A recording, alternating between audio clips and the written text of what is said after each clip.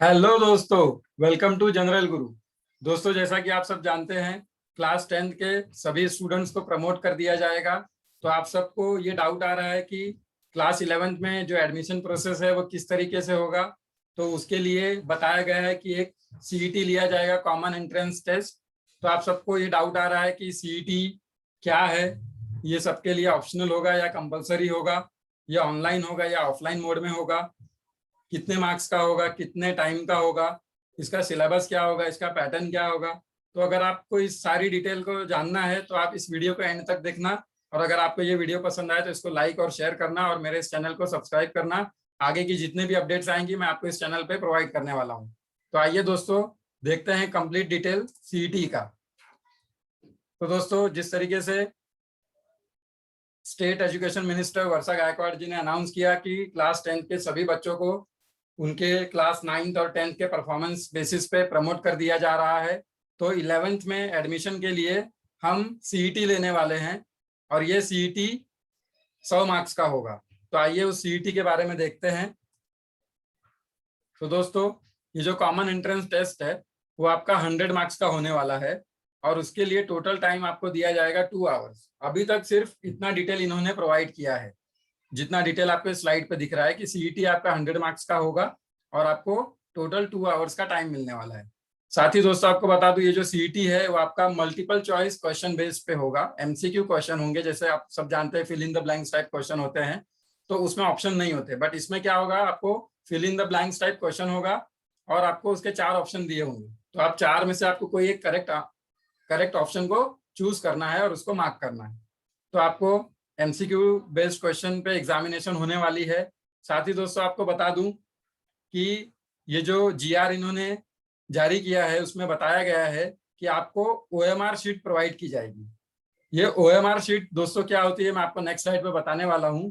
तो इसके बेसिस पे हम बोल सकते हैं कि आपका जो एग्जाम होगा वो ऑफलाइन मोड में होगा, क्योंकि ऑफलाइन मोड में ही ओएमआर शीट प्रोवाइड की जाती है। तो दोस्तों, जैसे कि आपने देखा, सीईटी आपका एमसीक्यू बेस्ड क्वेश्चन पे होगा, 100 मार्क्स का होगा, 2 आवर्स मिलेंगे आपको, ऑफलाइन होगा। जैसे ही कोविड सिचुएशन नॉर्मल होती है आपका ये एग्जाम कंडक्ट करा लिया जाएगा, या फिर कैसे भी करके वो सारे सेफ्टी प्रोटोकॉल को फॉलो करके आपका ये एग्जाम कंडक्ट करा के आपका जल्दी से जल्दी रिजल्ट लगा के 11th में एडमिशन प्रोसेस को स्टार्ट करेंगे। लेकिन ये एग्जाम आपका ऑफलाइन ही होने वाला है। अभी तक जो भी जानकारी उन्होंने दी है उसके बेसिस पे इतना पता चला है। और दोस्तों, इस एग्जाम में कोई निगेटिव मार्किंग नहीं होगी। दोस्तों, निगेटिव मार्किंग क्या होती है, समझिए आपको 5 क्वेश्चन दिए हैं, तो अगर निगेटिव मार्किंग नहीं है तो आप पांचों के पांचों क्वेश्चन का आंसर कर सकते हो। अगर आपका कोई एक क्वेश्चन का आंसर गलत भी हो गया तो आपको वो गलत क्वेश्चन के लिए 0 मार्क्स मिलेंगे। ठीक है, आपको सही हुआ, समझो पांचों क्वेश्चन एक एक मार्क्स का है तो आप पांचों सही है तो 5 मार्क्स मिलेंगे, और समझिए आपका 3 सही है 2 गलत है तो आपको 3 मार्क्स मिलेगा। लेकिन अगर निगेटिव मार्क्स होता ना तो जो 2 गलत हुआ है उसके लिए आपको माइनस मार्क भी दिया जाता। तो आपको टोटल जो मार्क्स मिलेंगे उसमें से जो भी गलत है वो उतने मार्क्स को माइनस कर दिया जाएगा, तो आपका मार्क्स और कम हो जाता है। तो मैं आपको बताना चाहूंगा, महाराष्ट्र बोर्ड जो भी सीईटी लेती है उसमें निगेटिव मार्किंग नहीं होता है। तो आप निश्चिंत रहे, आप सारे क्वेश्चन को क्लिक करके आना, सारे क्वेश्चन को टिक करके आना दोस्तों, क्योंकि इसमें निगेटिव मार्किंग नहीं है। तो आपको निगेटिव मार्क्स मिलने का कोई भी ऑप्शन नहीं है। आपको 0 मिल सकता है, अगर आप ऐसे भी छोड़ दोगे क्वेश्चन को तो आपको 0 मिलेगा। तो आपको सारे क्वेश्चन अटेम्प्ट करने हैं, और आपको सीईटी देना है या नहीं ये वीडियो देखने के बाद आपको समझ में आ जाएगा। चलिए दोस्तों, अब नेक्स्ट स्लाइड पे आपको ओएमआर शीट के बारे में बताता हूँ। कुछ इस प्रकार की ओएमआर शीट होती है दोस्तों। इस पे आपको आपका रोल नंबर, सीट नंबर, सारी चीजें फिल इन कर लेना होता है। एग्जाम स्टार्ट होने के पहले आपको सारा इंस्ट्रक्शन दे दिया जाएगा। तो दोस्तों समझिए, आप क्वेश्चन नंबर 13 को आंसर कर रहे हैं, और क्वेश्चन नंबर 13 रीड करने के बाद आपने ऑप्शंस देखे और आपको लग रहा है कि ऑप्शन नंबर 3 आपका सही है, तो आप 3 को इस तरीके से पूरा डार्क कर दोगे। तो इस प्रकार से आपको पूरे 100 क्वेश्चन को आंसर करना होगा दोस्तों। तो आप देख सकते हो, अगर आपका क्वेश्चन आप ब्लैंक छोड़ के आते हो तो वैसे भी आपको 0 मिलेगा, और अगर आपको कोई क्वेश्चन नहीं आ रहा है तो आप उसको जरूर अटेम्प्ट करें, क्योंकि अटेम्प्ट करने का गलत हुआ तो भी 0 मिलेगा, और नहीं अटेम्प्ट करो तो भी 0 मिलेगा। निगेटिव मार्किंग नहीं है तो आपको अटेम्प्ट करना ही करना है। चलिए दोस्तों, आगे बढ़ते हैं। तो दोस्तों, एमसीक्यू बेस्ड क्वेश्चन किस प्रकार के होंगे, ये एक एग्जांपल के तौर पे मैं आपको साइंस और मैथ्स के कुछ क्वेश्चन दिखा रहा हूँ। दोस्तों, सीईटी का सिलेबस अभी तक बताया नहीं गया है। सिलेबस इन द सेंस आपके 10th बोर्ड पे ही होगा, बट कितने सब्जेक्ट का होगा वो बताया नहीं गया है। क्या पूरे 6 सब्जेक्ट पे आपके क्वेश्चन पेपर बनेंगे या फिर खाली मैथ्स या साइंस में कोर सब्जेक्ट्स में होगा, इसका कोई भी डिटेल अभी तक नहीं दिया गया है। तो आप सारे सब्जेक्ट को इक्वली पढ़ते रहो, जैसे ही इंफॉर्मेशन आएगी, कोई अपडेट आएगा, मैं आपको वीडियो बना के प्रोवाइड कर दूंगा। तो फॉर एग्जाम्पल देखो दोस्तों, the minimum velocity of the spacecraft to escape from earth's gravitational force must be. तो जैसे आप सब जानते हैं, इसका आंसर दोस्तों 11.2 किलोमीटर पर सेकेंड है। ठीक है, तो ये पहले क्वेश्चन का आपका आंसर बी है। तो समझिए दोस्तों, आपके पास ये OMR शीट है और ये रहा आपका क्वेश्चन नंबर 1। सपोज ये 16 है, क्वेश्चन नंबर 1 है, तो आपने देखा आपका आंसर बी सही है, तो आप 2 पे पूरा डार्क कर दोगे। तो इस प्रकार आपको क्वेश्चन का आंसर करना होगा। तो आप देख सकते हैं दोस्तों टाइप ऑफ क्वेश्चन, और आपको इस तरीके से 4 ऑप्शन मिलेंगे और इस प्रकार से आपको आंसर करना होगा। चलिए दोस्तों आगे बढ़ते हैं, देखते हैं सिलेबस के बारे में। तो इसमें पूरा बता दिया गया है कि आपका जो सिलेबस है वो 10th बोर्ड के बेसिस पे ही रहेगा। इससे ज्यादा आउट ऑफ सिलेबस क्वेश्चन आपको नहीं आएंगे। और उसमें से भी दोस्तों कोविड को देखते हुए इस साल जो भी सिलेबस को रिड्यूस किया गया था, उसी में से ही क्वेश्चन आएगा। ओमिटेड सिलेबस आपको नहीं पढ़ना है, तो आपको सिर्फ रिड्यूस सिलेबस में से ही पढ़ना है। और दोस्तों आपको बताना चाहूंगा, जो 100 मार्क्स का CET है, उसमें टोटल नंबर ऑफ क्वेश्चन कितने होंगे। तो अगर दोस्तों 1 मार्क्स का क्वेश्चन है तो आपको 100 क्वेश्चन होंगे, और 2 मार्क्स का एक क्वेश्चन होगा तो आपको 50 क्वेश्चन होंगे। अभी इसके बारे में कोई डिटेल में जानकारी नहीं दी गई है, तो आप ये अज्यूम कर सकते हो कि 2 मार्क्स का क्वेश्चन है तो 50 क्वेश्चन होगा, और 1 मार्क्स का क्वेश्चन होगा तो 100 क्वेश्चन होंगे। और कौन से सब्जेक्ट पे CET होगा अभी तक ये भी नहीं बताया गया है, तो आप सारे सब्जेक्ट्स को पढ़ते रहें। चलिए दोस्तों, ये देखिए इनका गवर्नमेंट का GR आया था। ठीक है, तो ये GR में इन्होंने बताया है कि 11वीं में एडमिशन के लिए CET लिया जाएगा। उसके बाद ये जो CET है दोस्तों MCQ बेस्ड टाइप क्वेश्चन पे होगा, और आपको ये दिखिए दोस्तों OMR शीट प्रोवाइड की जाएगी। तो ये OMR शीट से आप अंदाजा लगा सकते हो कि आपका एग्जाम जो है वो ऑफलाइन मोड में कंडक्ट होने वाला है। और ये जो CET है वो आपका 100 मार्क्स का होगा दोस्तों।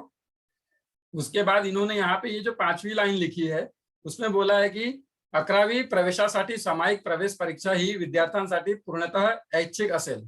तो दोस्तों ये इन्होंने बोल तो दिया है कि ऑप्शनल है, जो देना चाहता है वो ही देगा, जो नहीं देना चाहता है वो नहीं देगा।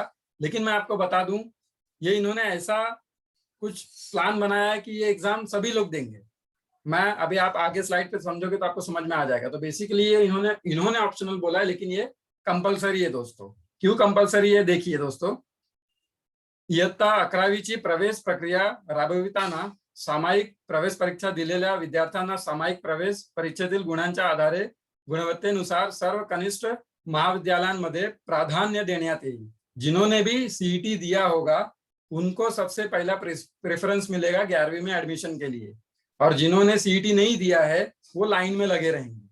तो दोस्तों आपको जैसे पता है CET में कैप राउंड चलता है, तो फर्स्ट राउंड ऑफ एडमिशन होता है, सेकेंड राउंड ऑफ एडमिशन होता है, फिर थर्ड राउंड एडमिशन होता है।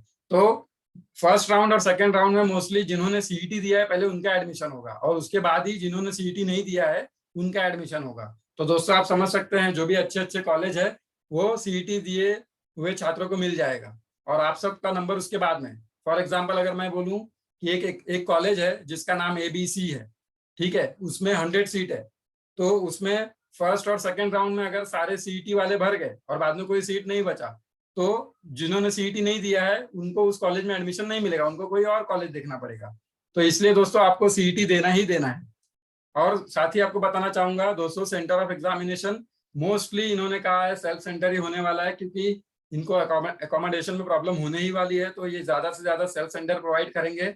और आइए अब समझते हैं एडमिशन प्रोसेस फॉर 11th ये किस पे बेस्ड होगा दोस्तों। बहुत से लोग पूछ रहे थे कि ये सर CET पे एडमिशन होगा, CET के बेसिस पे एडमिशन होगा, या 10th के मार्कशीट पे होगा, या दोनों के होगा। तो देखिए दोस्तों, मैं आपको बताना चाहूंगा, पहला प्रेफरेंस CET वालों को दिया जाएगा। जो भी बच्चों ने CET दिया है पहले एडमिशन उसका होगा। और मैं आपको बताना चाहूंगा दोस्तों, CET में कोई पास या फेल नहीं होता है, सीधा सीधा आपको 100 में से नंबर मिलेगा। अब मैं आपको बताना चाहूंगा, एक बच्चा है जिसने CET नहीं दिया है और उसका बोर्ड में मार्क्स आया 95%, और एक बच्चा है जिसने CET दिया है, उसको भी बोर्ड में परसेंटेज मिले, सपोज उसको 70% मिले, लेकिन उसने CET दिया है और उसको सिर्फ 1 मार्क्स आया। तो लेकिन ये 100% जिसको मिला है, 95% जिसको मिला है, उससे पहले जिसको CET में 1 मार्क्स मिला है उसको प्रेफरेंस दिया जाएगा। दोस्त समझिए, A और B दो स्टूडेंट है, A ने CET दिया और उसको सिर्फ 1 मार्क्स मिला, और B ने CET नहीं दिया और उसका बोर्ड में 100% मार्क्स है, लेकिन पहले ये 100% वाले को प्रेफरेंस नहीं मिलेगा एडमिशन के लिए। पहले जिसने सीईटी दिया भले उसको 1 मार्क्स मिला, उसको प्रेफरेंस मिलेगा। उसके बाद ही जब उसको एडमिशन मिल जाएगा, सारे सीईटी देने वाले स्टूडेंट्स को एडमिशन मिलने के बाद ही बोर्ड एग्जाम के बेसिस पे जो एडमिशन लेना चाहते हैं उनको मिलेगा। तो दोस्तों इसलिए मैं बोल रहा था कि सीईटी ऑप्शनल नहीं है, ये कंपलसरी है, तो आप जरूर दीजिएगा। और आपको मैंने बताया कोई नेगेटिव मार्किंग नहीं है, तो आप सारे क्वेश्चन को आंसर कीजिएगा। मोस्टली आप सब अच्छे मार्क्स से पास होंगे और आपको अच्छे से अच्छा कॉलेज मिलेगा। ये सीईटी दोस्तों जुलाई या अगस्त में एक्सपेक्टेड है, जैसे कि बताया गया है। जून के एंड में आपके 10th के मार्कशीट मिल जाएंगे, आपको रिजल्ट अनाउंस हो जाएगा। तो उसके बाद फटाफट ये प्रोसेस करके सीईटी का एग्जाम लेंगे, तो जुलाई या अगस्त तक आपका एग्जाम हो सकता है, ये एक्सपेक्टेड है स्टूडेंट्स। तो स्टूडेंट्स आपको ये जानकारी कैसी लगी? आपको कुछ भी डाउट हो तो आप कमेंट सेक्शन में आप अपने डाउट को पोस्ट कीजिए, मैं आपको जरूर रिप्लाई करूंगा। आपको और कोई क्वेश्चन का आंसर चाहिए तो आप अपना क्वेश्चन कमेंट बॉक्स में पोस्ट करें। मैं आपके सारे क्वेश्चन को नेक्स्ट वीडियो में आंसर करने की जरूर कोशिश करूंगा। इस चैनल से जुड़े रहो दोस्तों, इसको सब्सक्राइब कर लो। सारी सीईटी से रिलेटेड इंफॉर्मेशन, सारे अपडेट्स मैं आपको यहाँ पे प्रोवाइड करने वाला हूँ। दोस्तों आपको वीडियो पसंद आई तो लाइक करना, शेयर करना और मेरे इस चैनल को सब्सक्राइब करना। और दोस्तों मैंने डिस्क्रिप्शन लिंक में अपना इंस्टाग्राम और ट्विटर हैंडल का लिंक प्रोवाइड किया हुआ है, आप मुझे वहां भी फॉलो कर सकते हैं। वहां आपको इससे भी जल्दी अपडेट मिल जाएगा। आज की वीडियो को यहीं खत्म करते हैं दोस्त। किसी को भी कुछ भी डाउट हो आप कमेंट में पोस्ट कीजिएगा, मैं आपको आंसर करने की कोशिश करूंगा।